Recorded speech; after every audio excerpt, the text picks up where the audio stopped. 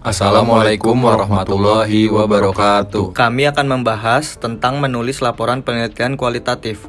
Saya sendiri Ahmad Khairi Fandi dan teman saya Afrizal Bagus Insani.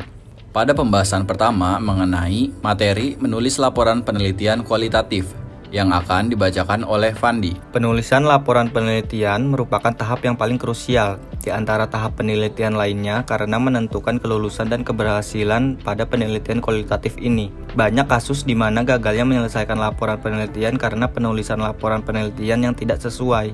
Maka dari itu, dapat kita simpulkan bahwa menulis laporan penelitian bagi mahasiswa atau peneliti pemula tidaklah gampang.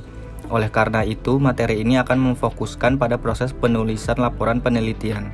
Menurut Newman, bahwa sebuah laporan penelitian merupakan dokumen tertulis atau presentasi orang yang didasarkan pada sebuah dokumen tertulis yang mengkomunikasikan metode dan temuan-temuan atau penelitian dari proyek penelitian untuk pihak lain. Newman menyebutkan tahap ini sebagai proses mengkomunikasikan kepada pihak lain mengenai penelitian yang telah ia kerjakan.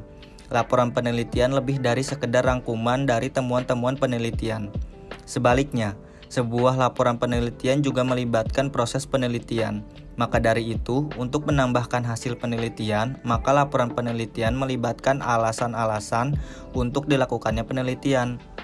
Deskripsi atas tahap-tahap penelitian yang telah dilakukan, presentasi atas data dan diskusi bagaimana data berhubungan dengan pertanyaan atau topik penelitian.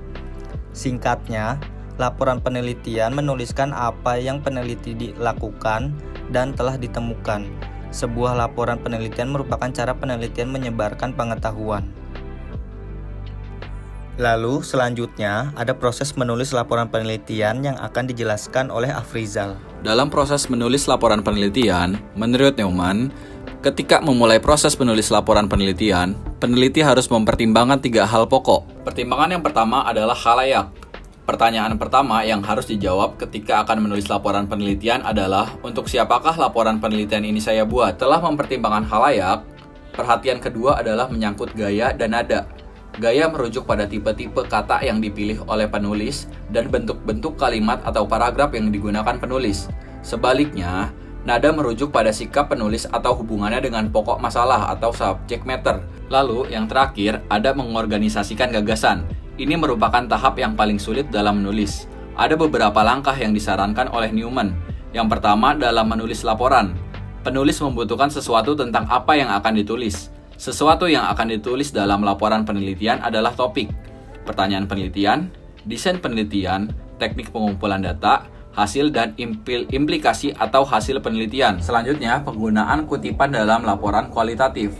Penelitian kualitatif akan berisi deskripsi dengan mengandalkan kata-kata. Ada 3 jenis kutipan dalam laporan penelitian kualitatif.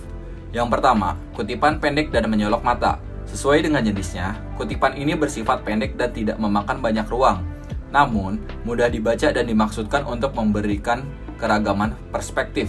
Yang kedua, kutipan melekat, yakni frasa yang dikutip secara ringkas dalam narasi. Kutipan jenis ini memungkinkan pembaca untuk mengikuti pergeseran penekanan atau penyampaian sebuah poin dan memungkinkan penulis dan pembaca bergerak lebih lanjut. Yang ketiga, ada kutipan panjang. Jenis kutipan ini dimaksudkan untuk menyampaikan pemahaman yang sifatnya kompleks. Kutipan jenis ini harus dibantu peneliti agar pembaca tidak kebingungan untuk memasuki kutipan tersebut, ataupun ketika keluar dari kutipan itu. Sekian pembahasan mengenai materi menulis laporan penelitian kualitatif. Kurang lebihnya mohon maaf. Wassalamualaikum warahmatullahi wabarakatuh.